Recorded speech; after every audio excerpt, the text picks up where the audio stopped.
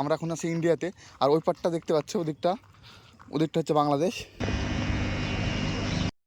আসসালামু আলাইকুম এক্সোজেড ফ্যামিলি, কেমন আছো সবাই? আশা করছি সবাই ভালো আছো। আর এই রোদে এখন বাজে প্রায় 2টো, আর এই রোদের উপরে আমরা এসেছি তোমার চুল কাটতে। তো চুল কাটতে এসে রোদে একদম হালাত খারাপ হয়ে গেছে, বুঝতে পারলা তো। তাই একটু ঘুরে বেড়াচ্ছি, মানে এদিকে আসলাম ঘুরতে। আর সেলুন ওদিকে আছে। তো মানে একটু সাজেরোজ টাইপের ছিলাম, বা এখন আছি সাজের মতন। আজকে একটু পরিষ্কার হয়ে ভাবছি, দেখা যাক কী হয়। এমনি গরম অনেক, তারপরে আবার গরম চা। তো বহুতক্ষণ পর লাইন পেয়েছি, তো ইঞ্জিন চুল কাটছে। অনেকক্ষণ বসে থাকার পর এবার আমার লাইন পেয়েছি, আর চুলগুলো কাটা হবে। তো গাইস, চুল কাটার আগে কেমন লাগছিল আর চুল কাটার পর কেমন লাগছে তোমরা কমেন্ট করে জানাবা। আর আমি এখন বাড়ি যাব, গোসল করব এবং খাওয়া দাওয়া করে বেরিয়ে পড়বো রাইডে। তো চলো বাড়ি গিয়ে একবারে রাইডে গিয়ে দেখা হবে। তো গাইস, গোসল করে খাওয়া দাওয়া কমপ্লিট করে আমি বাড়ি থেকে বেরিয়ে পড়েছি এখন। আর এখন আমি যাবো ভাবছি তোমার করিমপুরের দিকে। ওদিক থেকে যাবো মানে ইন্ডিয়া বাংলাদেশ যে বর্ডার আছে শিকারপুর, ওদিকটা যাবো আমি। তো চলো সাথে থাকো। আর আজকে ভিডিওটা একটু ইউনিক হবে, কারণ আজকে আমি যাবো বলছি না বর্ডারে, তার জন্য আজকে ভিডিওতে অনেকটা লেট হয়ে গেছে। সানলাইট একদমই কম এখন। মোর গাড়ি আমাকে সাইড দিবে না, বুঝতে পারছো? মামুরা বহুত সাউন্ড ছিল, আমার সাইড যাও।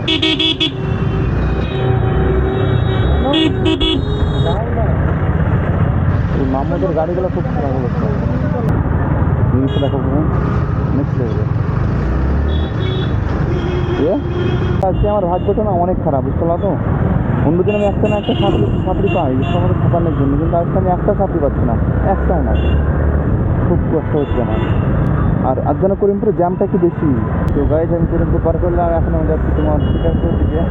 ভিউটা দেখো ভাই, নেক্সট লেভেলে যায়। ভিউটা দেখো, ভিউটা সেই এমন ভিউ মনে হচ্ছে যাকে ভাই দেখো। হ্যাঁ, কেমন লাগছে? মানে বিশাল ভিউ। কেমন ফিল লাগছে না গাছগুলো দেখি? দেখো ভাই, খারাপ গজলা হাসিয়ে দেখো।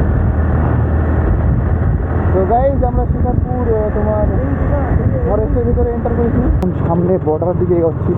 আর বিএসএফ এর কাছে পারমিশন নিতে হবে, যদি ওর পারমিশন দেয় তবে আমরা ভিডিও শুট করতে পারবো, নাহলে পারবো না, কারণ বাইক নিয়ে উপরে উঠতে দেবে না। তো চলো দেখে যাই এবং পারমিশন নিতে পেরে। দেখতে পাচ্ছি সামনে বর্ডার, তো ওখানেই পুলিশ আছে দাঁড়িয়ে, মানে বিএসএফ থাকবে গ্যারান্টি এবার 100%। আর ওখানে গিয়ে তো বিএসএফ থাকলে বিএসএফ কাছে পারমিশন নিতে হবে, তারপরে আমরা যদি বর্ডারে উঠি তাহলে উঠতে দেবে। তো আপাতত কাউকে দেখতে পাচ্ছি না, পুরো রাস্তাটা ফাঁকা। পারমিশনটা নিব তো বিএসএফ টিএসএফ কেউ নেই তো। ওদিক দিয়ে গেছিলাম আমরা, ওদিক দিয়ে বেরিয়ে চলে আসলাম, এবার এদিক দিয়ে আছি। এখানে বিএসএফ মনে হয় আছে, যদি পারমিশন দেয় তাহলে আমরা বর্ডারের উপর রাস্তার উপর উঠতে পারবো, আর যদি পারমিশন না দেয় তাহলে আমরা কিছু করতে পারবো না। তো যাই দেখি ওরা কি বলে এবং পারমিশন নিই। এবং এই যে আর পুলিশে পারমিশন দিল না, bike lesser plus camera lesser. তো আমি মোবাইল নিয়ে এখন ভিডিও শ্যুট করছি লুকি, যদি ওরা দেখতে পাই তাহলে ঝামেলা করবে ধরো। আর এটা হচ্ছে মানে বাংলাদেশ ইন্ডিয়ার বর্ডার, আর আমরা এখন আছি ইন্ডিয়াতে। আর ওই পাটটা দেখতে পাচ্ছ, ওদিকটা হচ্ছে বাংলাদেশ। তো গাইজ এদিকে আবার বেশি দূর আসতে নিষেধ করেছে, মানে এদের কাছে গান ফান আছে, তো দেখি আমার একটু বেশি ভয় লাগে। এসব দেখি একটু বেশি ভয় লাগে, বুঝতে পারলা তো। তো এ হচ্ছে শিকারপুর মানে ইন্ডিয়া বাংলাদেশ বর্ডার। তো দেখো, তো বেশি কোনো ভিডিও করলে আবার সমস্যা হবে। তো চলো আর আবার ওখান থেকে ঘুরে যাবো, বাড়ির দিকে চলে যাবো। আর কিছু করার না। আর ওদিকে অনেকটা রাস্তা আছে, এদিক দিয়ে মানে বাইক চালানোর মজা আলাদা হবে, বুঝতে পারছো তো। গাইস তোমার ওদিকে গেলাম, ভিডিও বানাতে দিল না, কিছু হলো না।